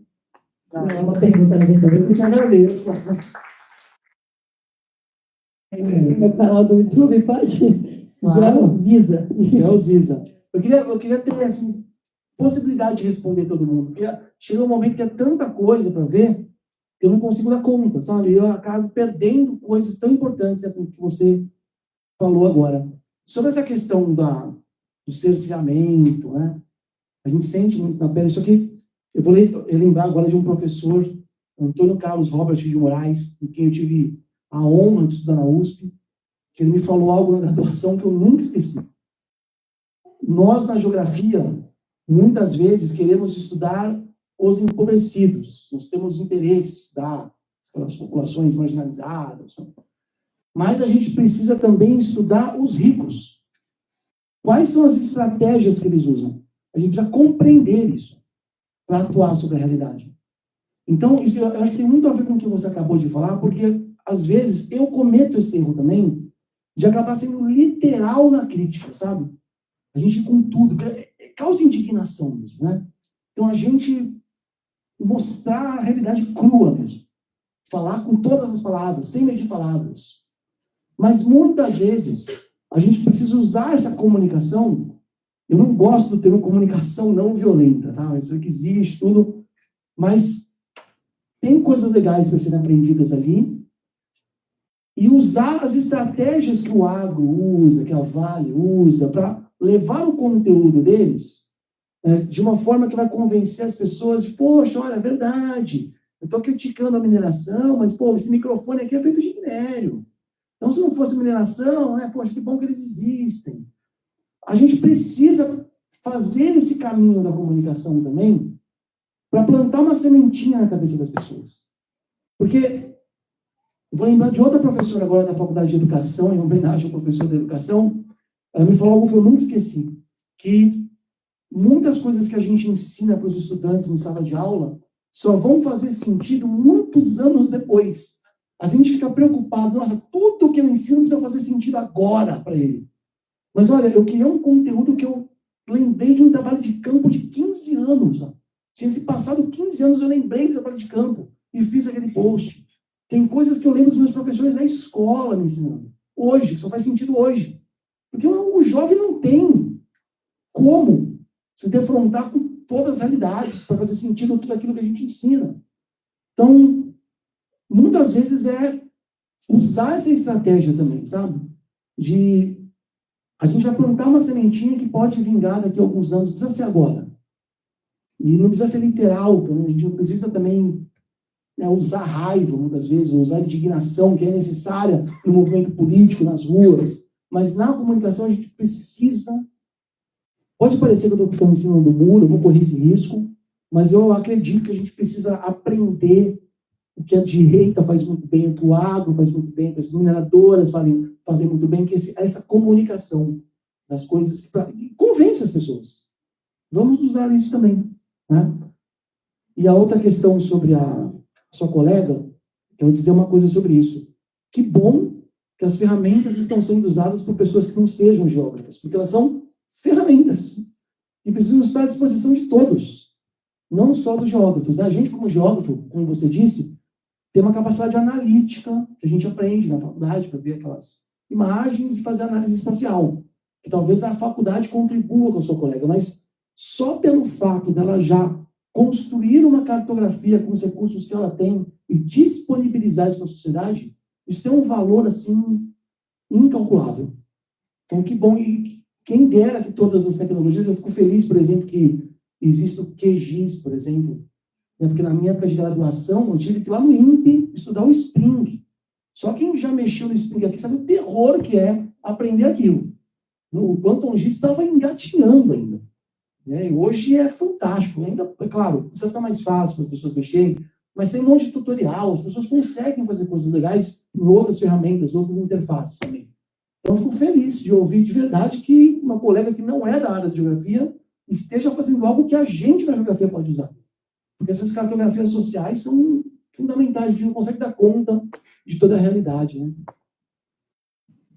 Pessoal, nós temos mais 3 perguntas na fila. Eu queria saber se mais alguém quer fazer, só para gerenciar esse momento final.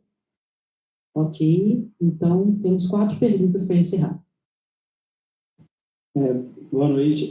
Primeiro eu queria agradecer a qualidade da mesa. Eu vim para cá e eu não imaginava que a gente ia bater nos lugares que a gente chegou aqui, e isso me deixa muito feliz.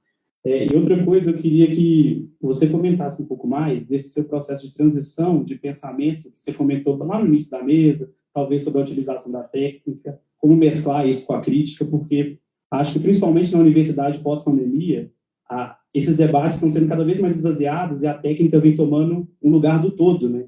E aí, ver o seu trabalho e o nível da sua crítica reforça como que a técnica é uma parte, e você citando seus professores, como que esse conhecimento também acerca da crítica ele é tão importante na análise disso que você está propondo. Aí eu queria que você falasse um pouco mais disso, por favor. Pô, cara, obrigado pela pergunta, porque, como eu disse aqui na minha apresentação, quando eu pensei os geopanoramas, eu imaginei que eu seria odiado por vocês. Porque eu, de verdade, eu não me preocupo com jargões, com o acerto conceitual das coisas. Às vezes eu simplifico mesmo, comento alguns deslizes para me fazer entender. E um dia eu estava aqui, para variar, num bar em Belo Horizonte, um grande colega meu, que é o João Marcelo, professor aqui de Terra Negra, e eu não sei se ele estava bêbado, mas ele me falou, ele olhou para mim, nos meus olhos, e falou: Adriano, você dignifica a geografia. E eu ouvi isso de um colega que eu admiro, um cara que tem uma história incrível na geografia. Para mim, de verdade, foi o maior prêmio que eu já ganhei. Eu quase coloco na minha bio aqui, sabe? Que eu ouvi do João Marcelo, que eu dignifico a geografia. Mas eu acho que a gente só chega nisso correndo riscos de ser odiado, por exemplo. Porque não existe um caminho fácil. A gente vai cometer muitos erros.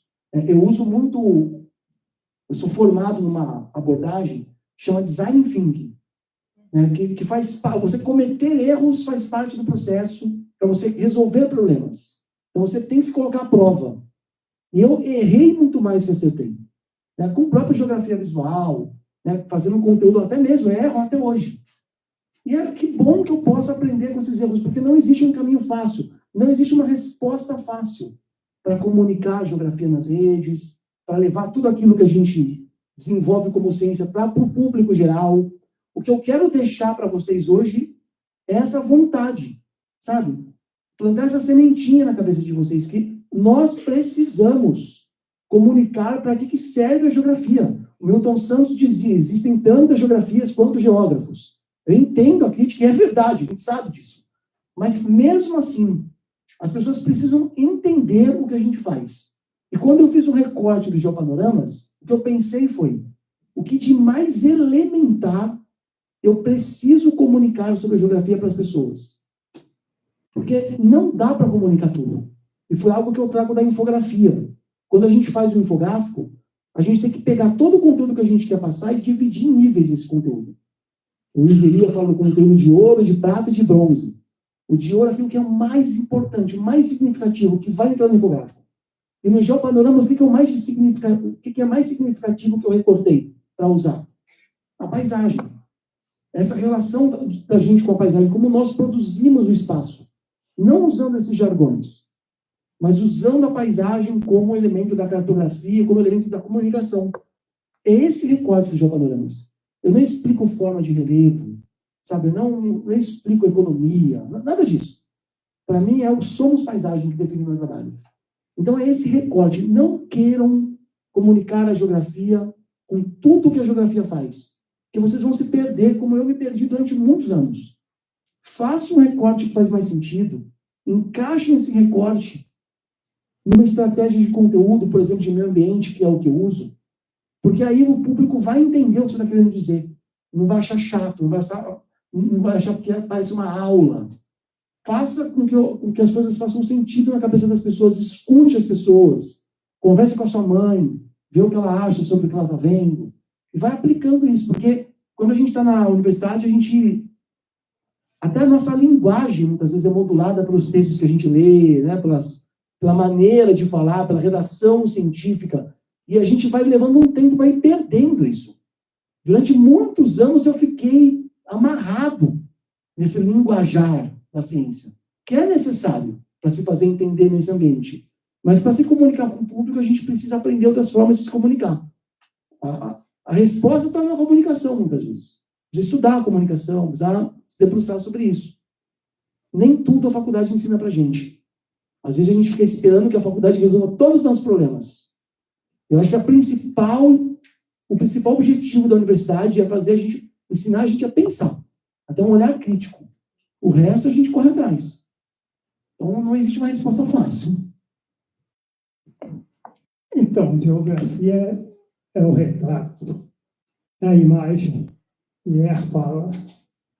Agora, como falo, voltando àquela Vale do Rio Doce, aquela criminosa Vale do Rio Doce, matou muita gente inocente com aquelas enchentes, barragens. Então, a essa Vale do Rio Doce, ela comprou essa rede ferroviária federal, acabou com um subúrbio de passageiros, trazia os trabalhadores para o Matinho, Betim, Nova Lima, Rio Acima. Então, ela deu valor à carga, ao minério, à bauxita, o nosso ouro, ganhou fortunas e fortunas. Então, a geografia é isso, ela focaliza tudo, ela é crítica. Eu estudei aqui geografia aqui na Federal, na década de 70, me formei em Formiga, geografia. Então, eu sou um geógrafo, estudei, acabei de formar estudos sociais, geografia, história e sociologia. Dei aula há 30 anos lá em Betim, Titolândia.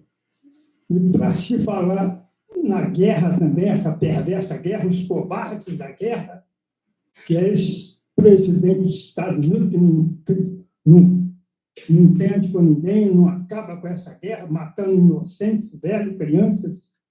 A geografia focaliza tudo isso.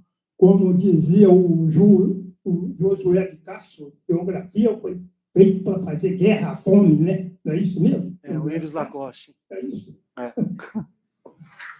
Obrigado pelo depoimento. É bom ouvir, porque as pessoas pensam sobre o que é a geografia, com a experiência do senhor, de outras realidades, né, como a geografia se transformou nesse período também, né? Desde que o senhor estava aqui na universidade, a geografia passou por processos de repensar mesmo qual é o papel da geografia na sociedade, o que é a geografia.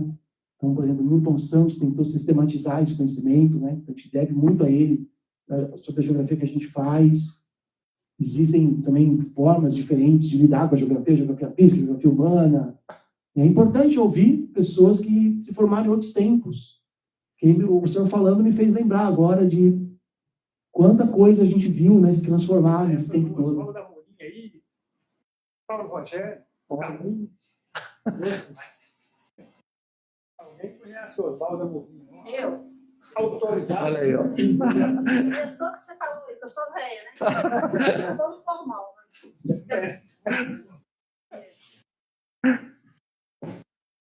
Boa noite a todos, meu nome é Adriane. É uma grata honra encontrá-lo de novo, né? Ano passado a gente se encontramos, né? Nos conhecemos aqui na apresentação do Somos Paisagem, na Pampulha.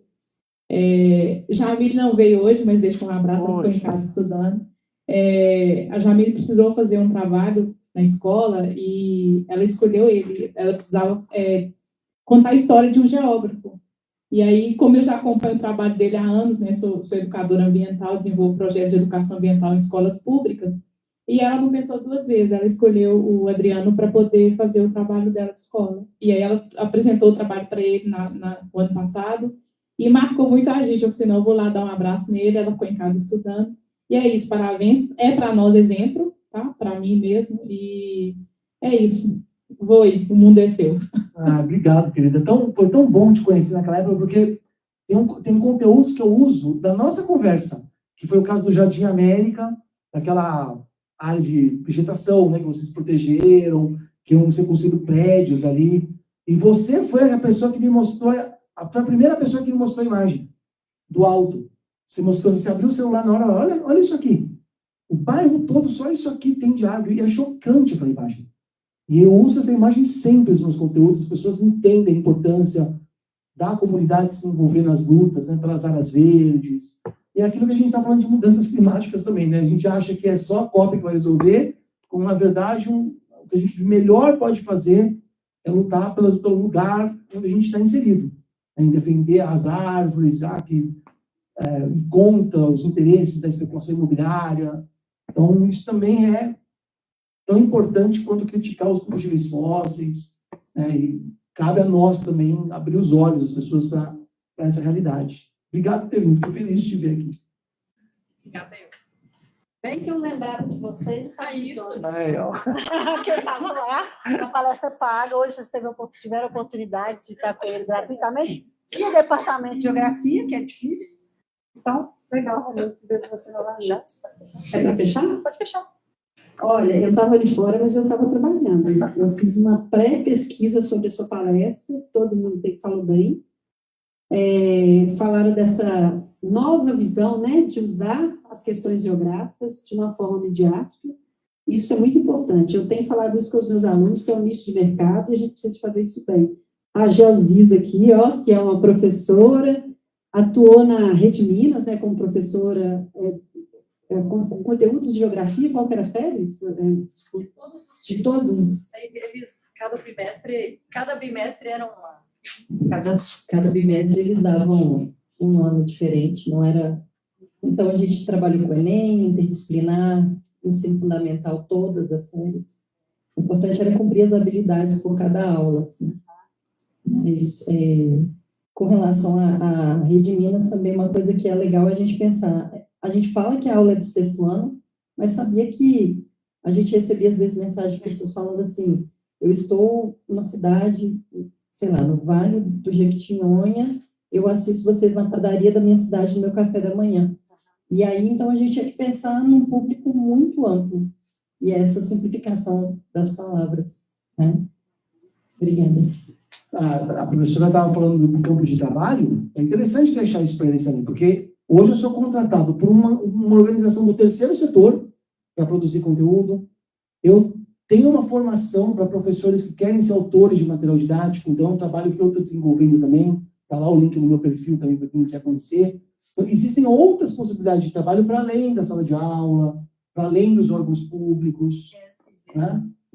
O tal do ESG, né, que também tem um lado complicado aí, mas que precisa a gente ocupar esses espaços na geografia, né? Se não for o geógrafo para ocupar esse espaço e fazer o negócio direito, quem vai ser também, né? Gestão de projeto, verdade. Tem muita área, felizmente. Falando em ESG, a Bruna, que é egressa, a gente fez um trabalho de ESG com uma técnica, né, do Iramutec, que é um método, né, que é um software que cria a parte imagens a partir de imagens a partir de análise de relatórios de SG de análise da Vale, que é o 2024. de 2014 a 2024. Aí agora eu estou fazendo a pós-graduação na área. Estou fazendo tradução, vocês viram? Português. Aí agora eu estou fazendo uma pós-graduação na área de ESG mesmo. E durante a palestra eu até tive alguns pensamentos sobre que falar do ambiental e do social é um pouco mais fácil do que da governança, né? Mas quando a gente pega imagens, a gente consegue rebater até algumas coisas que são faladas, que estão sendo feitas pela governança, que na verdade não estão.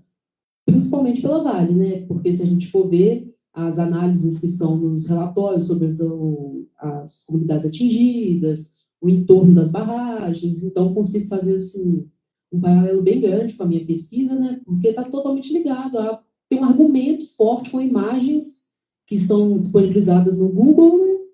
Para falar sobre esse assunto. Então, eu fiquei pensando muito sobre isso durante a sua fala. Nossa, muito bom. E, na verdade, a técnica que a gente utilizou no trabalho foi uma análise de conteúdo. Então, a gente pegou o antes e depois para ver o que o trabalho tinha mudado no SG, na verdade, tinha piorado. Então, eu convido vocês a lerem também o trabalho da Bruna, que está bem legal. Então, gente, eu queria agradecer fortemente a presença de todos vocês. A semana só existe porque vocês existem. Se vocês não estiverem aqui, se os colegas não colaborarem, né, de liberar vocês para estarem aqui, a semana não acontece, porque a gente vir falar para ninguém não é legal. Então, eu queria agradecer muito. Hoje a gente conseguiu que o auditório estivesse cheio, 90 pessoas. A geografia, ela existe hoje por causa de vocês que estão estudando geografia, que serão nós no futuro, e eu falo que sempre a diferença entre eu e vocês é a experiência. Se eu paro hoje de fazer as coisas, vou fazer outras coisas, vocês podem, de certa forma, serem melhores que eu, tecnicamente, metodologicamente e teoricamente. Tá? Então, a gente não pode parar. Eu vejo que você sempre está renovando, eu sigo ele há muito tempo. Né? No ano passado, a gente esteve lá na palestra que ele deu, mas já segui ele há muitos anos. E é uma grata responsabilidade trazê-lo aqui como palestrante geógrafo, né, que é o que a gente sempre tenta trazer, e com conteúdos que estão muito afeitos a vocês. Eu tenho certeza que são conteúdos que vão usar na sala de aula, na conversa do boteco. Convido vocês também, ele tem uma outra vez, ele hoje vai para o boteco, com certeza, porque Belo Horizonte tem que ir para o boteco.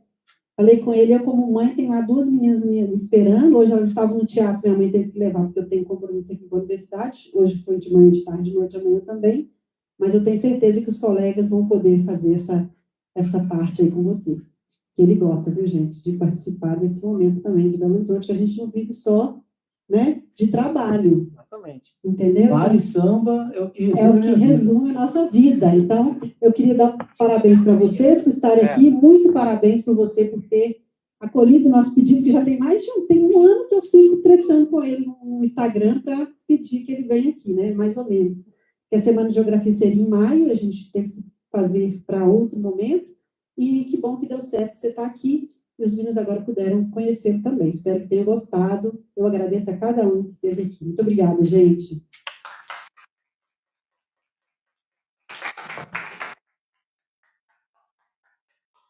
Thank you so much.